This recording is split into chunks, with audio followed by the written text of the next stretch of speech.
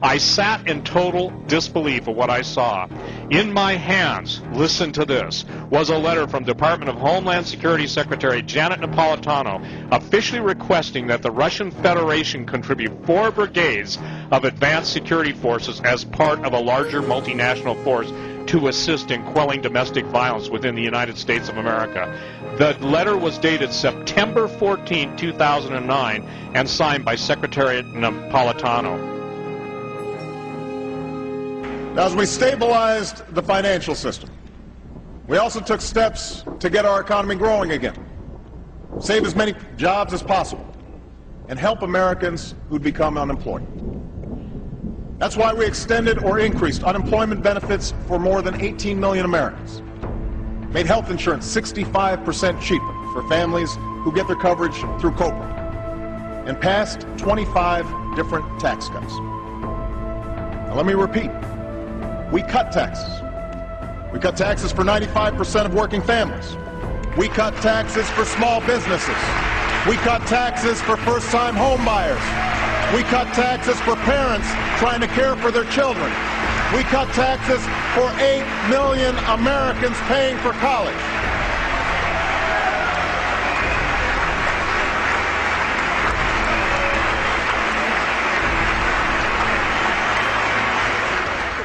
Understand from history as recently as the Depression, if they take money from the banks have less money to lend, the cost of borrowing goes up, there will be less borrowing to be had, there will be fewer people employed by the borrowers, unemployment will get worse, gross domestic product will go down, and this will have the opposite of what the government claims it wants to bring about. That's true, and you mentioned about fraud. It's flawed all over the place. It's the big banks, it's the government. You know, Judge, I'm a New Yorker, I'm a Bronx boy, and I've been to Coney Island, and I've been to Palisades Amusement Park, and I know a freak show when I see one. And this is a freak show. Whether it's Pelosi, Bonner, Bond, Obama, Bush, Clinton, this is really out of line. We have people doing things, making decisions based on very little knowledge of the understanding of anything other than looking good in the public and making as much money as they can. This whole system it's so corrupt. You mentioned about the too big to fails. Who made this story up? Go back to the beginning. Obama as a candidate, he said, well, we're bailing them out because if their neighbor's house catches on fire and they've been irresponsible, we have to put out the fire. Right. 7 months later, Fed Chairman Bernanke on 60 Minutes, they asked him, why are we bailing out these too big to fails? Well, if their house was on fire and they were irresponsible, hey, you want to talk about collusion, Judge? No, this whole thing it's rotten from top to bottom. I heard the woman you had on before. I'm sorry, go on. The old house on fire is an old FDR one-liner that he used, where he said if your neighbor's house is on fire, you would loan him the garden hose.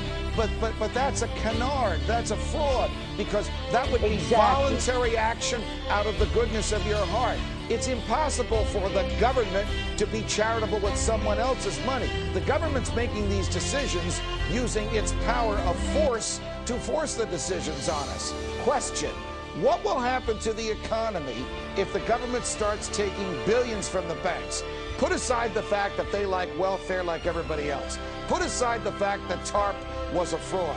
What will happen tomorrow if there are billions less in the bank's vaults and billions more in the government's vaults? It's bigger than that. Look what's going on. Current events form future trends. Look at the Dow in the last 2 days. As we speak now, adding up yesterday, it's down about, what, over 200 points. 300 almost, 250. Lost all the gains since the beginning of the year. Right. What's going on? It's worldwide. Every country around the world, China, Australia, the UK, the US, Japan, South Korea, The European Union, they've been dumping money into the system. And now China has a bubble. Their GDP is up over 10%. They announced that they're pulling back in money. All this funny money is drying up.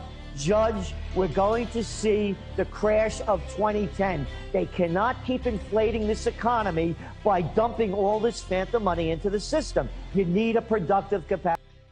This gentleman said to me, 87 years old, one of the elitists, he said, Chaplain Williams, he said, I'm too old to care. Just tell them everything. Now, really? I'm going to do that tonight, folks. And believe you me, you're going to hear some things tonight I've never said before. Now, that was just a few hours ago, Lindsey. Is that right? Just a few hours ago you talked to him. Yes, I literally talked to him just a matter of hours ago. He said, Chaplain, I'm too old to care. Just give them everything. Tell them everything. What you're going to face in 2010, here it is. There will be no shortage of food and water. You will not be able to buy what's on the grocery store shelves, and you may go hungry in your household because you can't buy it. Then he made the statement, and here it is. You will lose 30% to 50% of the value of your money in 12 months.